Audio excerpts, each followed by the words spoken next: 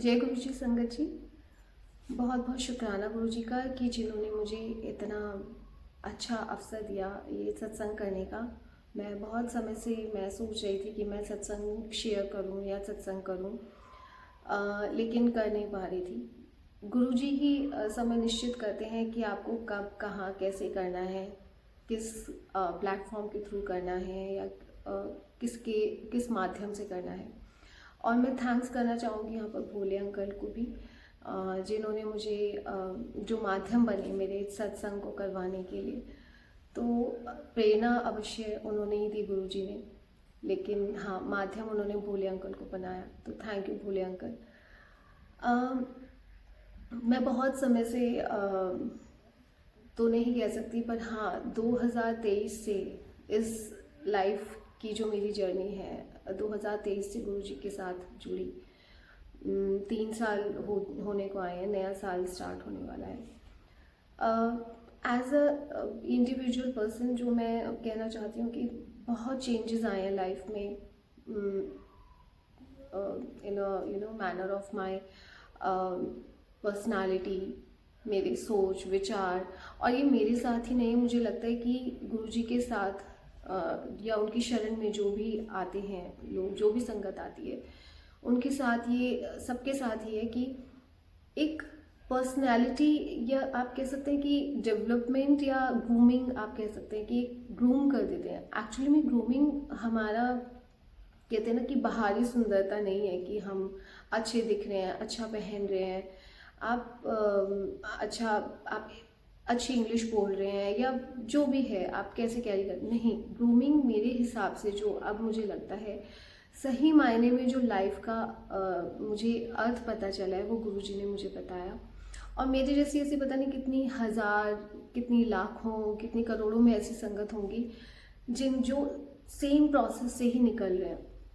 तो ग्रूमिंग मैं इसलिए बोल रही हूँ बार बार कि ग्रूमिंग आपकी इंटरनल ग्रूमिंग, जैसे गुरुजी कहते थे कि हमारा अंदर का भांडा हमें पहले साफ करना है, तभी हम बाहर चमक पाएंगे। तो ये जो सफाई है, चाहे हम कितने ही परसेंट कर पाए, मैं कह रही हूँ कि अगर हमारी लाइफ में हमने 10% भी अगर हम वो भांडा साफ कर पाए तो ये भी हमारे लिए किसी अचीवमेंट से कम नहीं है। क्योंकि ईश्वर के कहे हुए रास्ते पर चलना ये बहुत आसान नहीं है, क्योंकि बहुत सारी चीज़ें ऐसी हैं जो हमारी डेली लाइफ का ऐसा हिस्सा बन चुकी हैं, या कह सकते हैं कि हमारे अंदर इतनी रम चुकी हैं वो कि उनसे अलग होना बहुत ही मुश्किल हो जाता है। जैसे गुरुजी कहते हैं च से चीनी उससे दूर रहो, च से चुगली और च से चावल, तीनों चीज़ों से दूर रहो। लेकिन क्या होता है कि हम तीनों ही चीज़ों से जुड़े हुए हैं, और सबसे ज़्यादा जो इसमें मेन फैक्टर मुझे लगता है वो है चुगली, जो निंदा हम करते हैं, क्रिटिसाइज, किसी के बारे में बात बात पे बोलना। हम कितना भी कोशिश हम कर लें, कहीं ना कहीं हम उस सिचुएशन में ड्रैग हो ही जाते हैं, या हम बार बार वहाँ तक उस लेवल पे पहुँच ही जाते हैं जहाँ कि हमें नहीं जाना चाहिए। तो अगर आपने वहाँ पर कंट्रोल कर लिया तो इट मीन्स यू आर सच्ची संगत ऑफ गुरु जी। ईश्वर क्या चाहता है हमसे? कुछ भी नहीं। मैं सच बताऊँ तो अगर आप डेप्थ में सोचो तो मुझे लगता है कि ईश्वर को हमसे कुछ भी नहीं चाहिए सिवाय प्रेम के, और हम उनके बताए रास्ते पर चलें, और जो बहुत ही सिंपल है, क्योंकि कष्ट तो वो हमारे कटवा ही रहे हैं। अब मैं अगर अपनी बात करूं कि 2023 से और अब तक में मुझ में ड्रास्टिक चेंज आया है, बहुत ही चेंज। मेरे सोच में चेंज आ गया, मेरे विचार में चेंज आ गया, बहुत पेशेंस आ गए हैं। I was very short tempered girl, everybody knows, even my family knows. बहुत शॉर्ट टेम्पर थी, और छोटी छोटी बातों पर बहुत जल्दी रिएक्ट कर देना, बहुत गुस्सा कर देना, बात बात पे किसी को भी कहीं पे भी कुछ भी कह देना। तो वो एक जो चेंज अभी लाइफ में आया है तो बहुत अच्छा लग रहा है। और ये सिर्फ मेरे साथ नहीं है, मुझे लगता है कि हर संगत जो भी सही मायने में गुरुजी के साथ जुड़ी हुई है वो सभी के साथ वो इस चेंज को फील कर रहे होंगे, सभी लोग। और सत्संग की जहाँ तक मैं बात करूँ कि सत्संग एक ऐसा नहीं है कि ईश्वर को उससे कुछ मिल जाएगा अगर आप सत्संग करेंगे शेयर, ये सिर्फ एक ज़रिया है गुरुजी। मैं जितना जान पाई हूँ कि मैं तो पुरानी संगत में से भी नहीं हूँ, ना ही मुझे इतना कोई अनुभव है, ना मैं बहुत बड़ी कोई ज्ञानी हूँ। पर मुझे लगता है कि गुरुजी ने का जो जो मेरी समझ कहती है कि एक सत्संग करने का पर्पस ये था कि हम एक दूसरे से सीख सकें।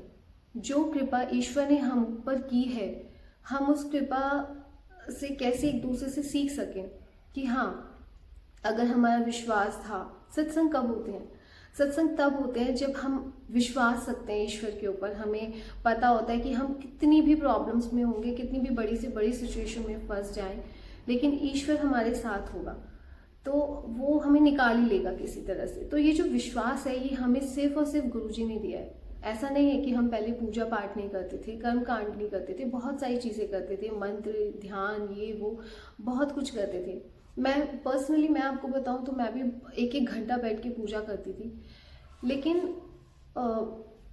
बात ये होती है कि आप सपोज आप पढ़ाई भी कर रहे हो, जब तक उसका आउटकम नहीं आएगा तो उस पढ़ाई का क्या फ़ायदा। तो हम सारे कर्म कांडों में लगे हुए थे, हम सब पूजा कर रहे हैं, सब अपने अपने हिसाब से, अपने रिचुअल से, अपने धर्म के अनुसार हम पूजा कर रहे हैं। लेकिन आउटकम क्या था? जब हमारी पर्सनालिटी में, हमारे व्यवहार में या हमारे अंदर ही कोई चेंजेस नहीं है, जब हम किसी का भला ही नहीं सोच रहे हैं या कर रहे हैं, तो क्या फ़ायदा उस पूजा पाठ का। और जब आप उन चीज़ों को अपनी लाइफ में इम्प्लीमेंट ही नहीं कर रहे। लेकिन गुरुजी के साथ मुझे जुड़ने के बाद जो मुझे अनुभव हुआ कि मेरी लाइफ चेंज कैसे हुई, क्योंकि मैंने सबसे पहले खुद को चेंज किया।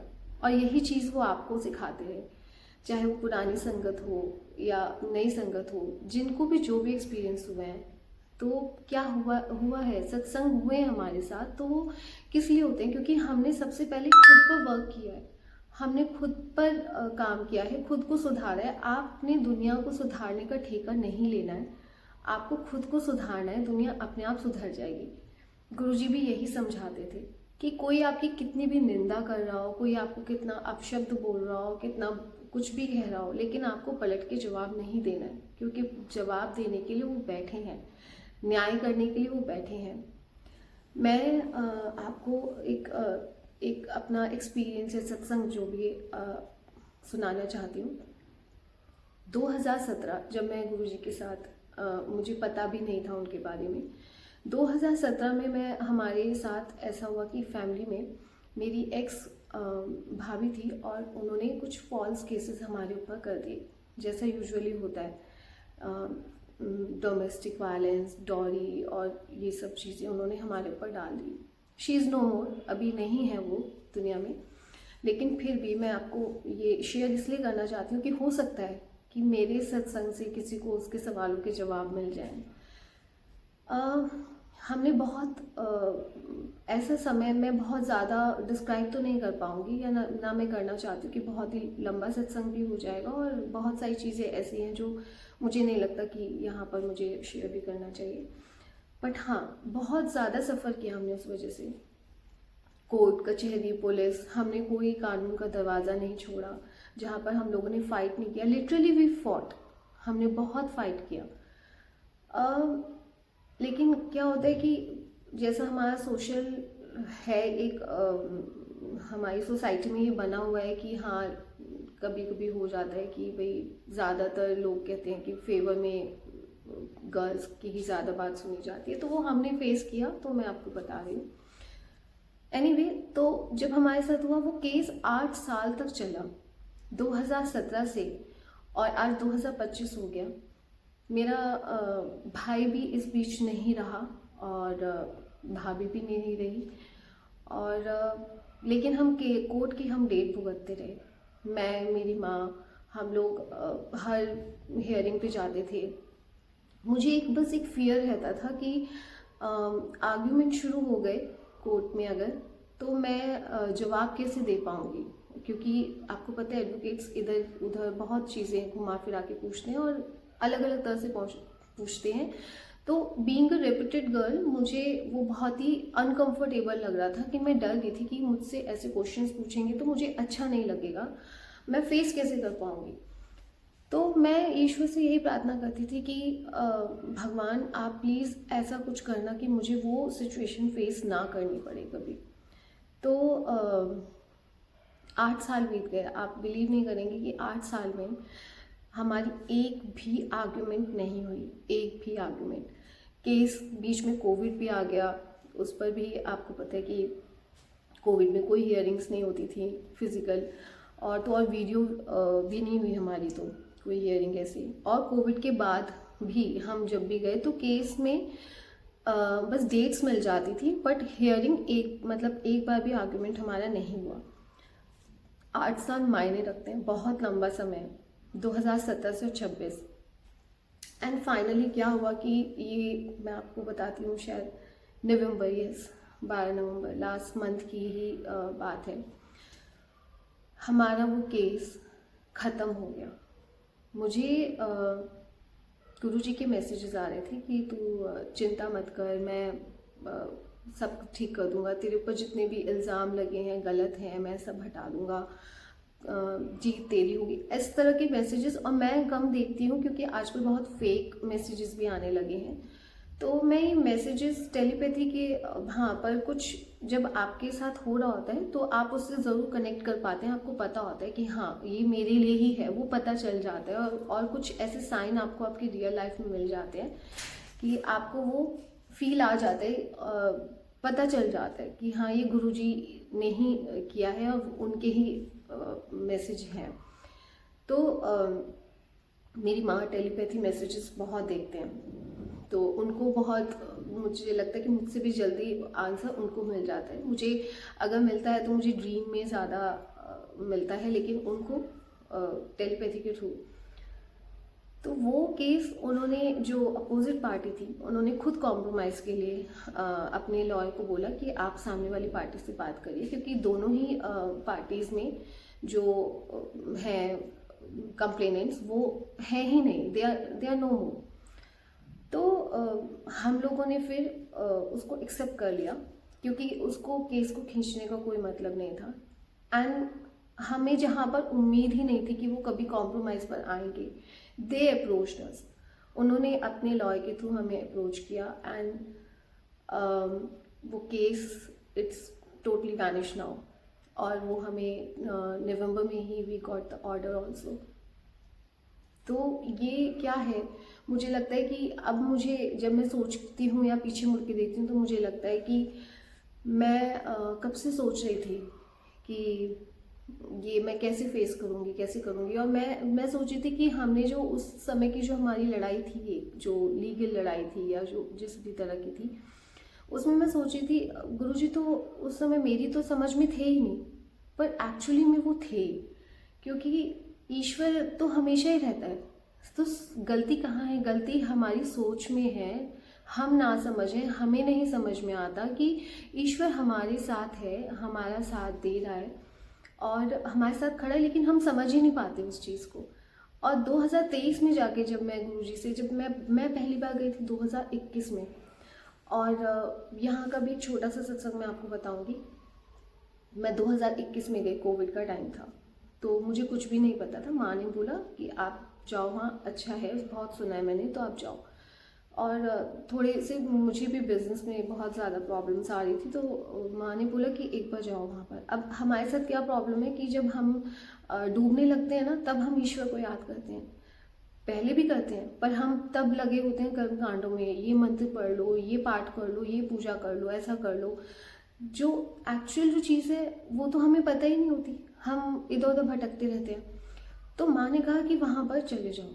मैं गई वहाँ पर, पार्किंग की तरफ गई, बिल्कुल खाली पड़ा था क्योंकि कोविड था। अब ये भी नहीं पता था कि वहाँ पर कौन कौन से दिन खुला होता है मंदिर, कौन से दिन नहीं खुला होता।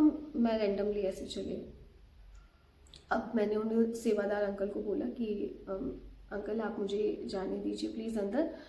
और मैंने देखा कि टोकन से लोग जा रहे थे कोविड के टाइम पे, जिनका टोकन था। उन्होंने बोला कि नहीं आप नहीं आ सकते क्योंकि टोकन से ही एंट्री है। तो मैंने कहा ऐसा क्यों? तो उन्होंने बोला क्योंकि हम प्रसाद जो मिलता है अंदर, लंगर प्रसाद, वो हम उसके अकॉर्डिंग ही बना रहे हैं, और वैसे भी अब कोविड का टाइम है तो हम एक लिमिटेड गैदरिंग रख रहे हैं मंदिर के अंदर। तो मैंने बोला मैं बहुत दूर से आई हूँ, उन्होंने सुना ही नहीं। उन्होंने कहा कि नहीं, जो नियम है, ये मुझे चीज़ बहुत अब अच्छी लगती है। उस समय तो मुझे बहुत गुस्सा आया था हालांकि, पर ये मुझे बहुत अच्छी लगती है कि सबके लिए नियम वहाँ एक जैसे हैं। तो उन्होंने बोला नहीं, आप चाहे कितनी भी दूर से आए हो, पर अगर आपके पास टोकन नहीं है तो यू कांट एंटर। तो मैंने कहा ये कैसा मंदिर है, आप एंट्री कैसे नहीं दे रहे हो आप।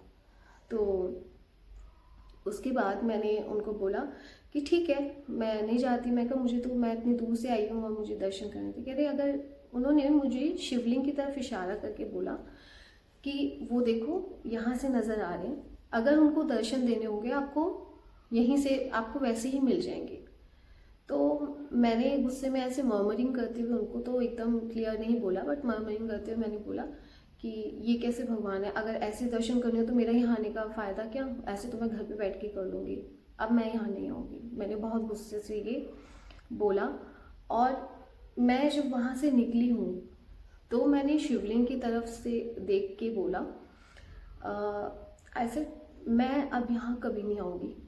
अगर आप में इतनी ही शक्ति है ना तो आप मुझे बुलाओगे, लेकिन मैं नहीं आऊँगी। मैं देखती हूँ आप में कितनी शक्ति है, आप मुझे बुलाते हो नहीं बुलाते, खुद बुलाओगे, लेकिन मैं खुद से नहीं, मतलब मैं नहीं आऊँगी। साल 2021 में गई थी, 22 बीत गया, 22 में भी मैं नहीं गई। बहुत इतनी कहते हैं ना कि अर्श से फर्श पे आना, तो मैंने वो सिचुएशन फेस की उस टाइम में। मुझे उसका दुख बिल्कुल भी नहीं है कि मेरी वो सिचुएशन कैसे, बल्कि नाउ अगर आप मुझसे आज पूछो तो I am really very happy कि मेरे साथ वो सब हुआ या वो डाउनफॉल मैंने देखा। क्योंकि अगर वो डाउनफॉल में नहीं देखती तो मैं गुरुजी से नहीं मिल पाती। वो मुझे पता ही नहीं चलता कि सही मायने में ईश्वर की क्या परिभाषा है, ईश्वर क्या है। पूरी तरह से तो हम नहीं समझ सकते, लेकिन हाँ, एक जो मार्गदर्शन मिला मुझे